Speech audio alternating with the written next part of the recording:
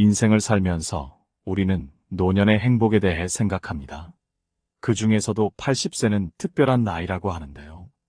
평균 수명이 늘어나고 장수하는 사람이 많아질수록 80대는 더 이상 예전의 80이 아닙니다.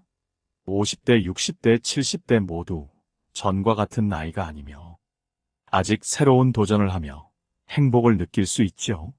노후의 행복은 무엇보다 중요하기에 이를 어떻게 보낼지 계획을 세울 필요가 있는데요. 그렇다면 80세를 맞이하기 전에 꼭 기억해야 하는 일들은 무엇일까요? 노년을 어떻게 보내느냐가 한 사람의 인생에 무척 중요하지요. 많은 분들이 가족, 친구, 건강, 취미, 여행 등 여러 고민이 깊으실 겁니다. 오늘은 많은 현인들과 전문가들이 말하는 80대로 들어서기 전 혼자서도 행복하기 위해서는 꼭 기억해야 하는 일들을 알아보겠습니다. 아름다운 노후를 만들기 위해서 해야 하는 것들, 이것만 지키고 살아도 우리는 충분히 행복하고 아름답게 나이 들어갈 수 있습니다. 듣기 전 구독과 좋아요, 알림 설정은 항상 정말 큰 힘이 됩니다. 첫 번째, 80대가 되기 전 노년 행복을 위해서는 건강을 무시하지 마세요. 많은 사람들이 나이가 들며 과거에 자신의 건강을 자만하여 소홀히 했다고 후회하지요. 건강은 절대 자만하지 말라고 하는 말은 괜한 말이 아닙니다. 건강은 건강할 때 유지하고 관리하는 것이 중요한 법이지요. 70대, 80대에는 과로하지 않아야 합니다. 젊어서는 아파도 약 먹으면 회복이 금방이지요. 만약 사고가 나서 뼈가 부러지는 일이 생겨도 한두 달이면 나을 수 있었습니다.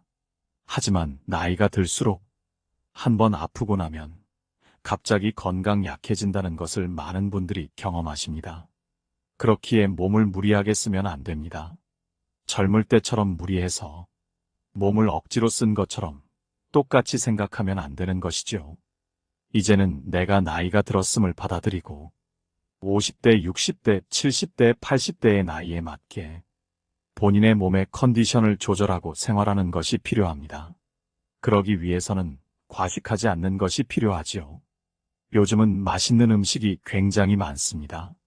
미식가라는 말은 칭찬이며 여러 미디어를 둘러봐도 맛있는 음식이 환영받지요. 거기다 가격도 가성비 있으며 맛난 음식이 많다 보면 생각지도 모르게 과식하는 경우가 종종 발생합니다. 하지만 아무리 맛있어도 적당하게 먹고 숟가락을 놓는 것이 필요합니다. 맛있다고 자꾸 나의 몸 컨디션에 맞지 않게 먹는 것은 좋을 리 없지요. 인생사에 대해 자주 말씀하시는 법륜스님 역시 많이 먹는 것이 독이 된다는 말을 하셨는데요. 이 말은 많은 현인들도 해온 이야기입니다. 예로부터 과식은 금물이며 술을 먹더라도 과음해서는 안 된다고 하였죠. 특히 나이가 들어서 과음이나 과식하면 건강에 굉장히 치명적입니다. 또 이것은 욕심과 연관이 됩니다. 식욕을 조절할 줄 아는 것은 나 자신의 욕심을 절제할 줄 아는 것이죠. 그러니 자신의 욕심을 조절해야 합니다. 예전에는 보릿고개라는 말이 있듯이 음식이 귀하였지만 요즘 못 먹어서 영양실조로 죽는 경우는 극히 드뭅니다. 오히려 많이 먹어서 과식이나 과음으로 인해 몸 건강을 망치고 각종 병을 불러오지요. 이것이 반복되면 수명이 단축되고 고통스러울 수밖에 없는 것이 현실입니다. 건강을 자신하지 않기 위해서는 적당한 운동도 필요합니다. 물론 이때의 운동은 과격한 운동을 말하는 것은 아닙니다. 주변을 걷는다거나 방 청소를 해보는 것이 좋지요. 가끔 90세, 100세까지 건강히 지내는 분들은 시골을 사시면서 농사일을 거뜬히 하시기도 하지요. 이분들은 가만히 있으면 오히려 기분도 가라앉고 몸 건강이 나빠지는 것 같다고 하시는데요. 마찬가지로 몸이 안 좋다고 매일 방에 누워 있으면 오히려 건강이 나빠집니다. 그래서 몸이 약간 힘들더라도 무리는 하지 않는 수준에서 움직여줘야 합니다. 조금씩 걷고 산책하면서 맑은 공기를 맡아보거나 소일거리를 해야 몸이 굳지 않습니다. 몸도 쓰지 않으면 노화의 지름길로 갑니다. 일상생활에서 몸을 계속 움직여주는 것이 신체적으로도 정신적으로도 좋지요.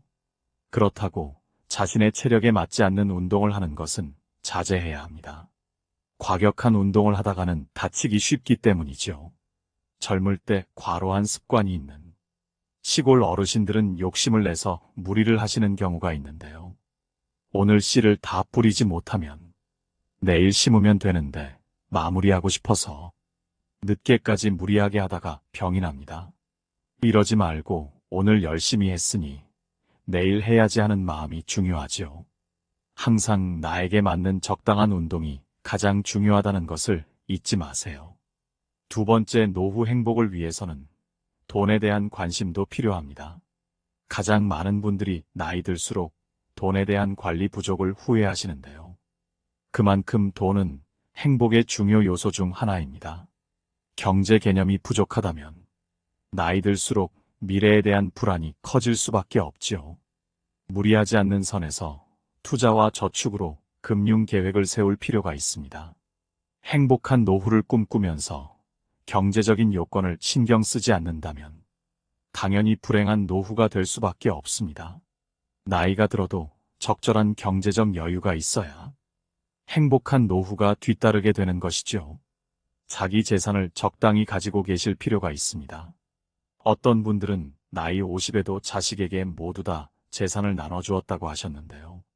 사실 이것은 좋지 않은 선택일지도 모릅니다. 자식이 예쁘다고 지나치게 다 주면 노후의 행복에서 멀어질 수 있지요. 물론 내가 100이라는 재산이 있으면 80 정도는 정신이 온전할 때 나눠주는 게 좋다고 많은 분들도 말씀하시는데요. 미리 딱 배분을 할 필요는 있습니다. 그래야 싸움이 없지요.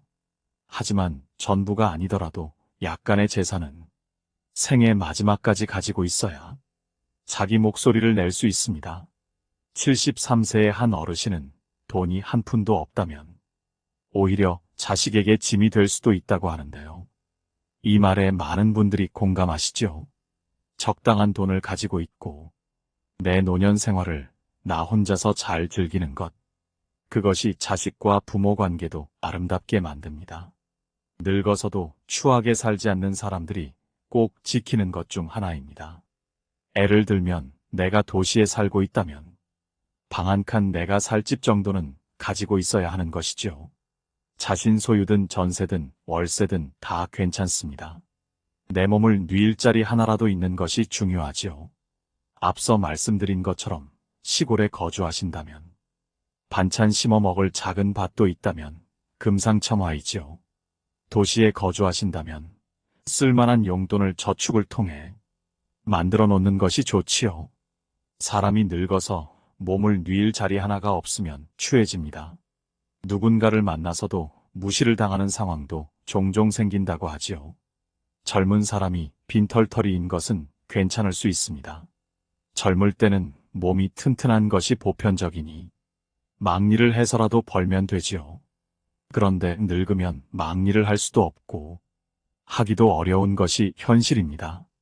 이렇게 되면 자식만 쳐다보고 용돈을 주나 안 주나 생각하면서 자식을 원망하게 됩니다.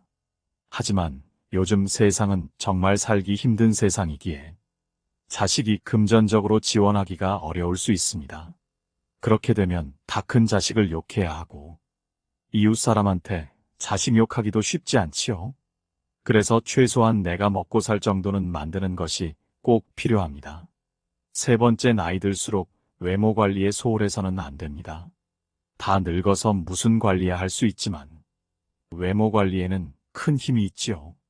노년에도 자기 관리를 할 수 있는 정신력을 가졌다는 것이며 이것은 활력을 돋우고 본인의 건강 정신적인 안녕을 만들어냅니다. 90대에 들어서는 한 신사부는 이런 힘의 필요성을 인식하지 못한 것을 후회한다고 했지요. 자신은 가장 기본이 되는 중심축입니다. 그런 자신을 관리하지 못하면 그 어떤 것도 관리하기 어렵겠지요. 그러니 본인의 상태를 잘 파악하여야 합니다. 30년 전 50대와 지금의 50대는 다르고 60대, 70대, 80대도 과거와는 다릅니다.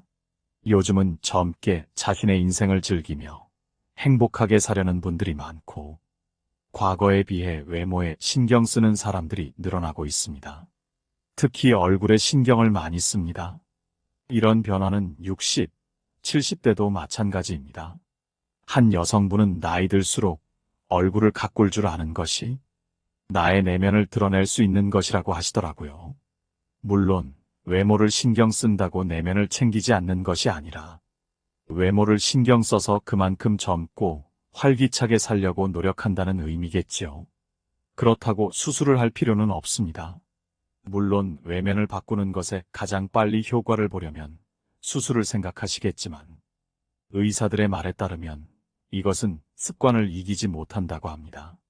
아무리 수술을 잘해도 얼굴 습관이 바뀌지 않으면 몇 년 지나 다시 수술하러 올 수 있다고 하지요. 나이 40이 넘으면 자기 얼굴에 책임진다는 말이 있습니다. 나이를 먹으면 그 사람 얼굴이 그 사람을 여실히 보여준다는 말은 많이 들어보셨을 텐데요. 얼굴에서 그 사람이 살아온 내력과 성격, 지금 상태를 알 수 있습니다. 그 사람의 얼굴은 그 사람에 대해 많은 것을 말해주고 있기 때문이죠. 특히 표정 습관, 얼굴 근육을 잘 못 쓰면 문제가 심각해집니다. 그 모습이 그대로 얼굴에 나타날 수 있기 때문이죠. 하지만 얼굴 습관이 바뀌지 않는 이유는 무엇일까요? 많은 사람들은 마음이 편하지 않기 때문이라고 말합니다. 웃을 일이 없기 때문입니다. 마음이 편해야 웃지. 마음이 편해야 외모고 인상에도 신경 쓰지. 그래서 웃고 좋은 생각하면 인상이 좋아진다고 하죠. 하지만 살면서 그게 쉽지 않습니다. 성공만 있는 것이 아니라 실패도 있고 나이 들면서 더욱 들어가는 돈, 끊이질 않는 미래 걱정과 자식 걱정 등 근심이 가득합니다. 그래서 웃고 싶어도 웃을 수가 없다고 하십니다. 이 많은 사람들이 무심코 자기도 모르게 무표정이거나 심각한 표정을 합니다. 그러니 얼굴 습관을 고치기 어렵지요. 자신의 무표정한 얼굴을 보신 적 있으신가요? 젊을 때와 비교해 나이 든 후 무표정한 얼굴은 더 우울하고 어두워 보입니다. 하지만 마음 편한 날이 올까요? 온다면 언제쯤 올까요? 우리의 마음가짐부터 차분히 해볼 필요가 있습니다. 사실 당장 마음 편할 날은 언제 올지 모릅니다. 그러니 그냥 지금 바로 미소 짓기를 시작하면 됩니다. 즐거워야만 웃는 게 아니라 웃으면 즐거워질 수 있기 때문입니다. 처음엔 어색하고 이게 되나 싶죠. 하지만 표정과 감정은 연결되어 있기 때문에 계속 미소 짓다 보면 어느새 감정에도 미소가 퍼지게 됩니다. 특히 생긴 외모도 중요할 수 있지만 더욱 중요한 것은 인상인데요. 외모는 좋아 보이는데 인상이 딱딱하거나 좋지 않으면 부자연스럽다는 느낌을 줍니다. 마치 억지로 끼워 맞춘 것 같은 그런 느낌이 들지요.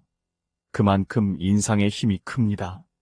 인상은 외모가 뛰어나지 않아도 매력적으로 보이게 만드는 힘이 있습니다. 게다가 인상의 힘은 나이 들수록 더 강해집니다. 이것이 나이 들수록 인상 관리가 더 중요해지는 이유입니다. 이런 말도 있지요.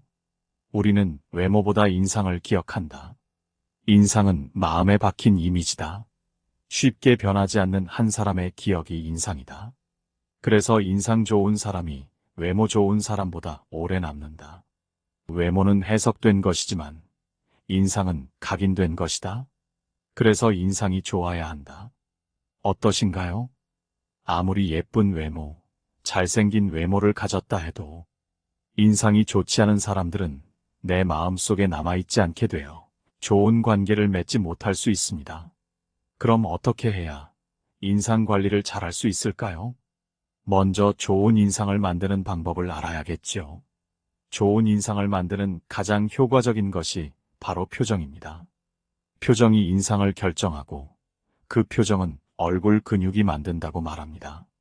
그런데 그 중에서 얼굴 인상과 관련 있는 근육이 있습니다.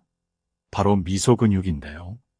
우리가 웃을 때 쓰는 근육으로 이 미소 근육이 발달하면 웃는 인상이 생기고 이미지가 좋아진다고 합니다.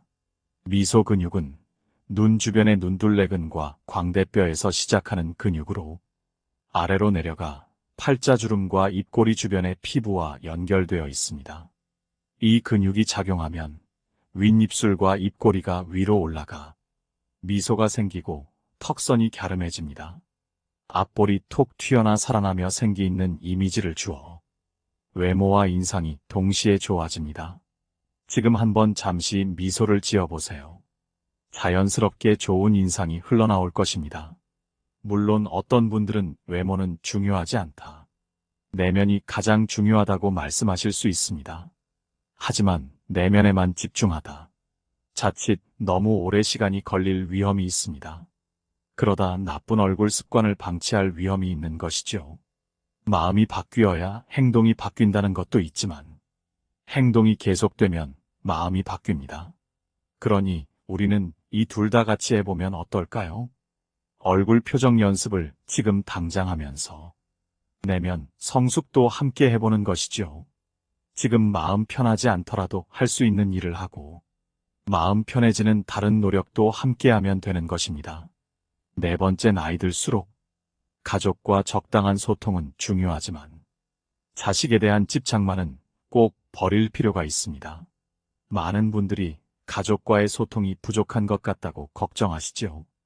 가족과의 소통 부족은 노년 후회의 주요 원인 중 하나로 주변 지인들이 모조리 떠나고 나면 가족과의 소통을 더 중요하게 여기게 되며 소중한 순간을 함께 나누지 못한 것을 후회할 수 있습니다. 또 가족과 함께하는 시간은 노후로 갈수록 행복을 주는데요. 일상적인 대화를 주기적으로 나눔으로써 소통의 관계를 계속 이어나갈 필요가 있지요. 하지만 이 과정 속에서 자식에 대한 과도한 집착은 버릴 줄 알아야 합니다. 부모와 자식은 서로 어떤 존재일까요? 흔히 부모는 자식의 인생의 반을 결정한다고 하지요. 그렇다면 자식은 어떤가요? 자식 또한 부모 인생의 많은 부분을 결정한다고 하시지요. 자식들이 잘못될까봐 걱정하는 것은 집착 때문이라고 합니다. 하지만 집착이 잘못될 가능성을 더 키운다고 많은 전문가들도 전합니다. 자식들에게 가장 필요한 것은 받아들임일지 모릅니다. 이는 그대로 괜찮다고 알게 해주면서 자식이 가지고 있는 가능성을 꽃피게 도와줍니다. 그러니 자식을 깊이 믿어주세요. 이것이 쉬운 일은 아니지만 부모의 욕심을 알아차릴 필요가 있습니다. 부모-자식 관계는 선택할 수 없으므로 한번 틀어지고 갈등이 생기면 해소하기도 어렵고 겪게 되는 괴로움도 다른 관계보다 훨씬 힘들게 느껴지게 됩니다. 이것은 나이가 들수록 더욱 그렇지요. 가족이 아닌 주변인이 싫으면 만나지 않으면 되고 인간관계를 아예 정리해버릴 수도 있겠지만 가족은 싫어도 매일 보면서 함께 같은 공간에서 생활을 하는 경우가 많지요. 서로를 보면 스트레스를 받고 미운 감정도 생기게 되는 반면에 서로를 필요로 하는 이율 배반적인 상황 때문에 때로는 해야 할 말도 하지 못하고 감정을 속으로 삭히는 경우가 많습니다. 부모-자식 관계 갈등은 있으면 괴롭고 없으면 아쉬운 애증이 교차하는 상황으로 심리적 스트레스나 혼돈도 매우 큰 법이지요. 이런 갈등은 자식으로부터의 집착에서 시작되는 경우가 대부분입니다. 그러니 자식에 대한 집착을 버릴 필요가 있는 것이죠. 자식이 무조건 잘 되어야 한다는 집착은 물론이고 자식한테 바라지 않는 마음이 필요합니다. 법륜스님의 인생 강해 중에서 내가 자식한테 바라는 것이 있기 때문에 자꾸 자식을 욕하게 된다는 말이 있는데 많은 분들이 공감하셨죠? 그런데 자식을 욕하는 것은 결국 내 얼굴에 침 뱉기이지요. 내가 어릴 때 키웠다고 이렇게 찾아와서 인사해주니 고맙다며 고마움을 느낄 필요가 있습니다. 용돈을 주면 고맙다. 나를 찾아오지 않아도 귀찮게 하지 않아서 고맙다. 늘 긍정적으로 생각하는 것이 정신적으로도 좋습니다.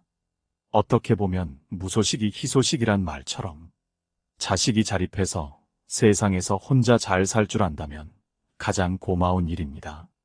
독립해서 내보냈는데 안 돌아오는 것은 당연한 자연의 이치이지요. 5번째, 나이 들수록 모든 사람과 잘 지내려고 할 필요는 없습니다. 모두에게 좋은 사람이 되려고 악착같이 노력하면 지치는 법이지요. 우리가 주변의 친구나 지인을 봐도 나 자신과 코드가 맞는 것이 있고 코드가 맞지 않는 것이 있습니다. 그렇다면 반드시 나와 다른 생각을 갖고 있는 사람들이 어디에나 항상 존재하기 마련인데 내가 언제나 인정받고 언제나 사람들에게 사랑받을 수는 없습니다. 한 심리학 전문가는 50% 사람이 너를 인정하면 넌 정말 성공이다라고 종종 말씀하신다고 하지요. 이처럼 둘 중에 한 명만 나를 좋아해줘도 나는 성공이다라는 생각을 한다면 이제 마음이 편안해질 수 있는 것이지요. 사실 모두와 잘 지내려고 하다 보면 우선 순위가 내가 아니고 타인이 됩니다. 그러다 보면 나는 사람이 지치고 인간관계가 엄청 불편해지게 됩니다. 그래서 지속적으로 편안한 관계가 될 수 없기 때문에 오히려 그 사람과 잘 지낼 수가 없게 되고 뭔가 내가 더 잘하려고 애를 쓰다 보면 상대방도 부담을 느끼게 되고 내가 잘해주고 나면 사람 마음이라는 게 저 사람도 뭔가 나에게 해주겠지라는 바람과 대가를 바라는 그런 마음이 생기지요. 이러다 보니 섭섭하고 서운하고 상처를 받게 되는 그런 악순환이 반복되게 됩니다. 그리고 억지로 내가 인간관계를 잘 지내려고 하면 그 관계는 수직 관계가 되는 것이 쉽지요. 잘 보이려고 하는 사람이 을이 되고 상대방은 갑이 되기 때문에 갑을 관계로 이어집니다. 그러니 모두에게 좋은 사람이 되고 인정받으려고 할 필요는 없습니다. 그저 상대에게 상처를 주지 않고 나의 모습을 보여주는 것이 나이 들수록 행복한 인간관계를 만들어 나가는 방법입니다. 92세의 한 어르신께서 젊은 사람한테 잔소리해서는 안 된다고 하시더군요. 입을 딱 다무는 것에도 연습이 필요하다고 합니다. 특히 자식하고 같이 살면 나이가 들수록 자식들이 자연스럽게 부모를 보살핍니다. 대부분 그렇게 되지요. 그런데 자식이 아예 부모 곁을 떠나고 절대 안 찾아오는 것은 부모한테 원인이 있는 것입니다. 그럴 때는 내가 잔소리가 많았구나. 결국 타인의 인생인데 너무 간섭했다 하고 깨달아야 합니다. 20살이 넘은 자식이라면 간섭을 하지 않는 것이 좋습니다. 하지만 자식이 성인이 되어도 이래라 저래라 하는 것이 부모의 특징이지요. 이것이 노인의 특징이기도 합니다. 그러나 자기 인생을 아름답고 행복하게 살기 위해서는 잔소리를 안 해야 합니다.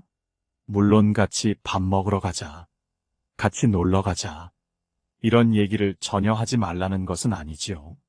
의사 전달과 표현은 항상 중요합니다. 다만 인생에 큰 간섭을 하지 말라는 것이고 누가 못했느니 이런 시비를 걸지 말라는 것이지요. 이것이 나이 들수록 추해지지 않고 행복하고 훌륭한 어르신으로 가는 법입니다.